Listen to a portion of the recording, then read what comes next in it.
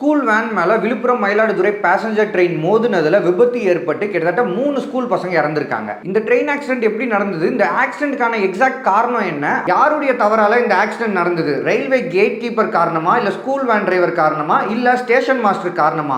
ஜூலை 8, 2025 காலையில 7:30 இருந்து 7:45 இந்த டைமிங்குள்ள Villupuram Mayiladuthurai passenger train Semmankuppam level கிராசிங்கை கிராஸ் பண்ணும்போது ஒரு ஸ்கூல் வேனோட மோதி அந்த ஸ்கூல் வேனை கிட்டத்தட்ட 50 மீட்டருக்கு அந்த ட்ரெயின் இழுத்துட்டே போய் ஆக்சிடென்ட் ஆயிருக்கு. இந்த ஆக்சிடென்ட் நடக்கும்போது அந்த ஸ்கூல் வேன்ல கிட்டத்தட்ட டிரைவரோட சேர்த்து 5 பேர் இருந்திருக்காங்க. அதுல 4 பேர் ஸ்கூல் ஸ்டூடெண்ட். இதுல ரொம்ப வருத்தத்தக்க விஷயம் என்னன்னா, அந்த ஸ்கூல் வேன்ல இருந்த 3 ஸ்கூல் ஸ்டூடெண்ட்ஸ் உயிரிழந்திருக்காங்க. இந்த ஆக்சிடென்ட் எப்படி நடந்தது? கிருஷ்ணசுவாமி வித்யா நிகேதன்ற பிரைவேட் சிபிஎஸ்இ ஸ்கூலோட வேன் தான் அந்த ஸ்கூல் வேன். வழக்கம் போல அந்த ஸ்கூல் வேன் எப்பயுமே இந்த ரூட்ல தான், இந்த லெவல் கிராசிங்கை தான் கிராஸ் பண்ணி பசங்களை பிக்கப் பண்றதுக்காக போயிட்டு வரும். அப்படி இருக்கும்போது இன்னைக்கு ஆக்சிடென்ட் நடக்கிறதுக்கான காரணம் என்னன்னு பாத்தீங்கன்னா, எப்பயுமே இந்த ஸ்கூல் வேன் அந்த லெவல் கிராசிங்கை கிராஸ் பண்ணும்போது, அதாவது அந்த சேம் டைமிங் 7:30 இருந்து 7:45 இந்த ஸ்கூல் வேன் எப்பயுமே அந்த செம்மங்குப்பம் லெவல் கிராசிங்கை கிராஸ் பண்ணும். ஆனா இன்னைக்கு கிராஸ் பண்ணும்போது பாத்தீங்கன்னா கேட் ஓப்பன்ல இருக்கு.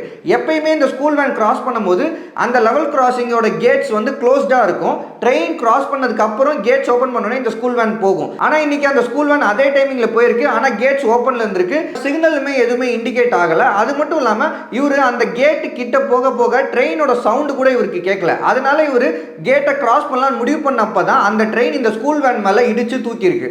இந்த ஆக்சிடென்ட் குறித்து அந்த ஸ்கூல் வேன் உடைய ஓட்டுநர் அவர்கள், மருத்துவமனையில் சிகிச்சை பெற்றிருக்கக்கூடிய ஓட்டுநர் அவர்கள் இதை தான் பதிவு பண்றாரு. இந்த ஆக்சிடென்ட்ல அந்த ஸ்கூல் வேன்ல பயணிச்ச ஒரு பள்ளி மாணவருமே இதையே தான் பதிவு பண்றாரு. எக்ஸாக்டா டிரைவர் என்ன சொன்னாரோ சேம் திங்க தான் அந்த பள்ளி மாணவர், அதாவது இந்த ஸ்கூல் வேன் ஆக்சிடென்ட் ஆகும்போது அதுல இருந்த பள்ளி மாணவருமே இதையே தான் பதிவு பண்றாரு. ஆனா ஆக்சிடென்ட் நடந்த லெவல் கிராசிங் உடைய கேட் கீப்பர் அவர்கள் கம்ப்ளீட்டா வேற ஒரு கதையை பதிவு பண்றாரு. நான் கேட்டை க்ளோஸ் பண்ணி தான் வச்சிருந்தேன், ஸ்கூல் வேன் டிரைவர் தான் என்ன கேட்டை திறக்க சொல்லி ஃபோர்ஸ் பண்ணாரு, நான் பசங்களை பிக்கப் பண்ணிட்டு ஸ்கூலை சீக்கிரம் ரீச் பண்ணணும், எனக்கு லேட் ஆகுது, அதனால கேட்டை திறன்னு சொல்லி என்ன ஸ்கூல் வேன் டிரைவர் தான் ஃபோர்ஸ் பண்ணாருன்னு கேட் கீப்பர் பங்கஜ்குமார் பதிவு பண்றாரு.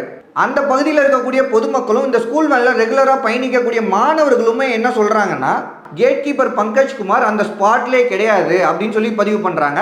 அண்ட் ஆல்சோ ட்ரெயின் இந்த ஸ்கூல் வேனை அடிச்சு தூக்கி 50 மீட்டருக்கு அந்த சைடு கொண்டு போய் போட்டதுல இந்த சம்பவம் நடந்து பொதுமக்கள்லாம் ஓடி வந்து பார்த்து ஹாஸ்பிட்டலுக்கு கொண்டு போகக்கூடிய முயற்சிகளில் ஈடுபட்டாங்களா, அந்த ஒரு நிமிடம் வரைக்குமே கேட் கீப்பர் பங்கஜ்குமார் ஸ்பாட்டுக்கு வரவே இல்லை.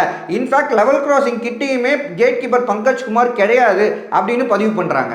இந்த வருத்தத்தக்க நிகழ்வு குறித்து உங்களோட கருத்து என்னன்றதை கமெண்ட்ல பதிவு பண்ணுங்க.